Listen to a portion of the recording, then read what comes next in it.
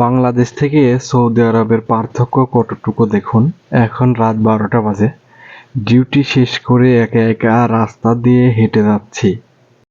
রাস্তায় একটি মানুষও নেই, কোনো শব্দ নেই, একদম নিশ্চুপ।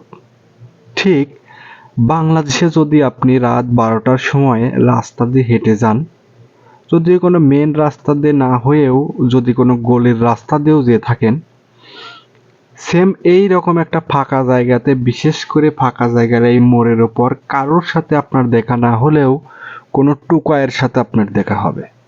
হয়তোবা আপনার ফোন ছিনতাই করবে, অথবা মানিব্যাগ ছিনতাই করবে, আপনি জোরাজুরি করলে আপনাকে চাকু মারবে, বা ইত্যাদি ইত্যাদি কোনো না কোনো ঝামেলা হবেই। ঠিক এই জায়গা থেকে সৌদি আরব অনেক এগিয়ে। শুধু এই জায়গা না, বাংলাদেশে আপনি লক্ষ্য করলে দেখবেন রাত 10টা-12টা পর্যন্ত মানুষ বাজারঘাটে, গ্রাম অঞ্চলে বাজারঘাটে আড্ডা দেয়, অপ্রয়োজনে বাইরে থাকে। কিন্তু সৌদি আরব অপ্রয়োজনে কেউ বাহিরে বের হয় না।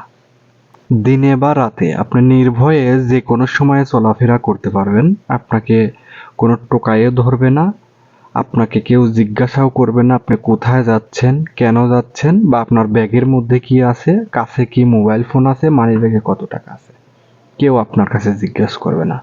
কারণ সৌদি আরবে এইগুলা নেই। আপনি যে কোনো সময়ে যে কোনো রাস্তা দিয়ে যেতে পারবেন, সেটা নির্ভয়ে, বুক ফুলিয়ে।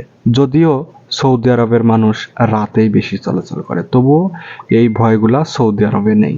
আপনি নির্ভয়ে চলতে পারেন। বা এইরকম কোথাও থাকলেও আমার জানা নেই, তবে আমি কখনো শুনেও নাই যে এরকম অপ্রীতিকর কোনো ঘটনা সৌদি আরবে ঘটেছে। সৌদি আরবের আইন শৃঙ্খলা অনেক বেশি কঠিন, যার কারণে সবাই মানতে বাধ্য।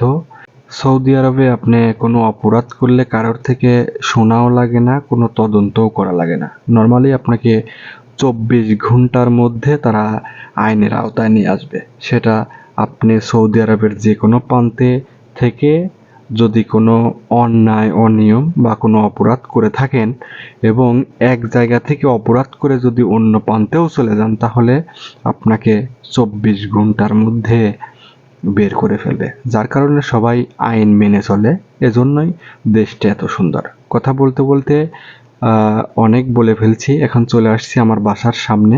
সামনে যে বিল্ডিংটা দেখতে পাচ্ছেন, এটাই আমার বাসা, এবং ডান পাশে যেটা দেখতে পেলেন, এটা আমার বাসার সামনে একটা মসজিদ। মসজিদের সামনে রয়েছে একটি সুন্দর খেজুর গাছ, এবং ছিলাম আমি একটি গলির রাস্তায়। এটিও একটি বলা যায় যে একটা গলির রাস্তা, এটি মেন রাস্তা না। মেন রাস্তা থেকে ভিতর দিকে এটি একটি গলির রাস্তা, আর ওই যে সামনে দেখা যায় আলো, এটা হলো মেন রাস্তা। তো সবাই ভালো থাকবেন, এতক্ষণ পাশে থাকার জন্য ধন্যবাদ।